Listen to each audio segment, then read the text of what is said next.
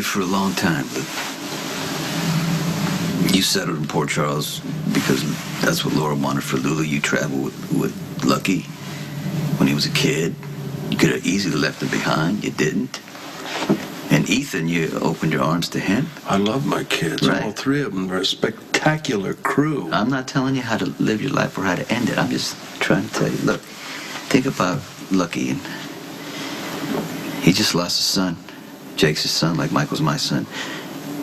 If he loses his dad, I mean, it's... He'd die, you know what I mean? I have already hurt him more than anybody could ever hurt him.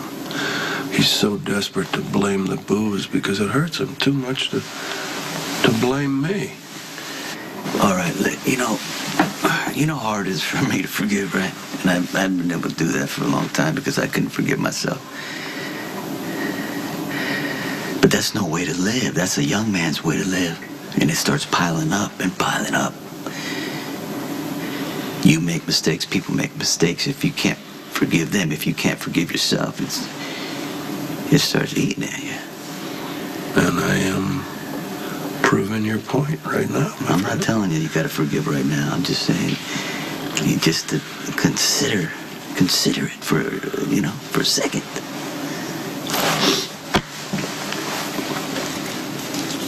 It's too late, Sonny.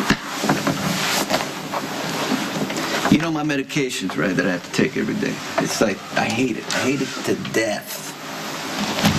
But the reason I gotta do it, because because my children need their dad. So if you think about it like that, like it's something that has to be done. I respect you, Corinthos, more than any man I know. But we are very different animals, and we're very different fathers. Now, Lucky and I have survived a hell of a lot. All those sadistic games that Elena played with him, kidnapping him, brainwashing him. We survived his finding out what really happened between me and his mother. But I was a lying, unfaithful husband. We survived his finding out about a bastard brother. We even survived him becoming a cop.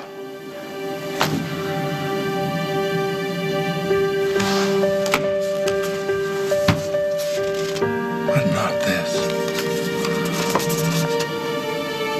This little boy's life hadn't even begun, man. You don't come back from this.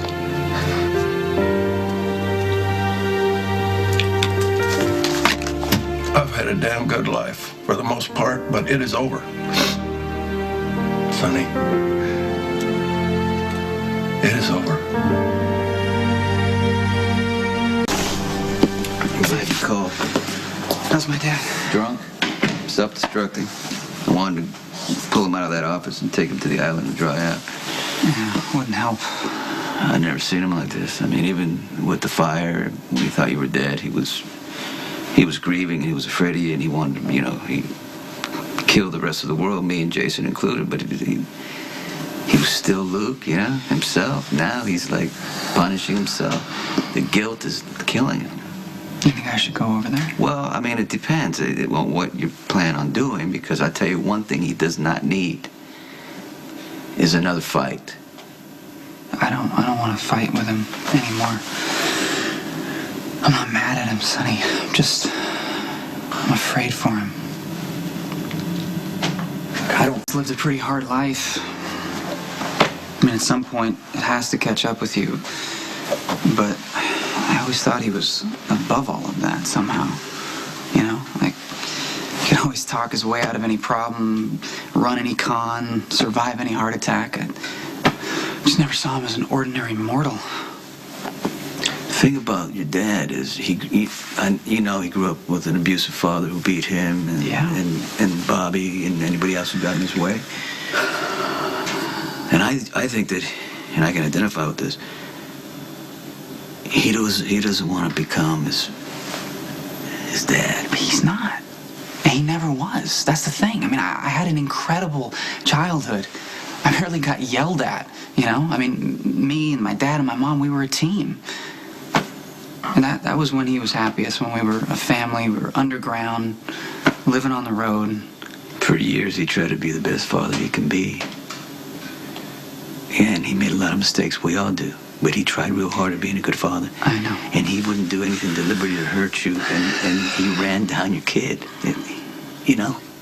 So I think part of him feels like he ran over you.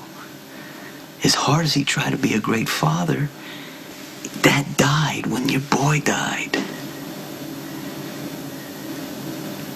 Look, what he said to me was he thinks that you're blaming the alcohol because you can't stand to blame him. I don't know, man. Maybe. I mean, I don't know, but look, the booze has been an issue for years. We just look the other way. I know that, you know, you're going to forgive him eventually, but I'm just saying to you that I don't think he can forgive himself. No, he's not going to be able to. As long as he's burying the pain with alcohol and running from everything, he's not going to be able to forgive himself. I used to love seeing you two together. I don't know if I ever told you, because it made me want to be a father. Because I'd see Luke and I thought, hey, you know, if he can do it after everything he's been through, I can do it too. You know, I think I still have some pictures from that camping trip. Oh, in the woods. Mm-hmm. Yeah, where you forced us to pierce your ear with the fish hook. And what did you put on? What put something on? Bourbon, probably. No, tequila. I tell you what, you could have gotten infected in there. Right? Yeah. Well, you know, my dad had a pierced ear, so I had to have one. I always wanted to be just like him. I think that's, you know, I mean, I'm sure that's probably why I fought him so hard and why I was so devastated when I found out he was human, after all. But see, even with that, I always assumed that I could dump all my anger on him because he could take it. I mean, I never thought that he would actually break down. You never think that your father is gonna let his demons take over. Look, your dad does not want you to see him like the guy who ran down your kid. Okay? We all know that drinking and driving is wrong. Yes. Okay? But just think about it, just for a second, the responsibility that he has to carry around with him every minute. Sonny, he is responsible. I know, that's the thing. I know he is. He made a choice to drink and drive, okay? He's a high-functioning alcoholic. And he's been that way for years. I mean, we just looked the other way. Because I don't think any of us really understood that Dad could mess up this bad. And that a child would have to pay for it. And now my dad's in free fall. What are you gonna do? I don't know. I guess I'm gonna try to catch him.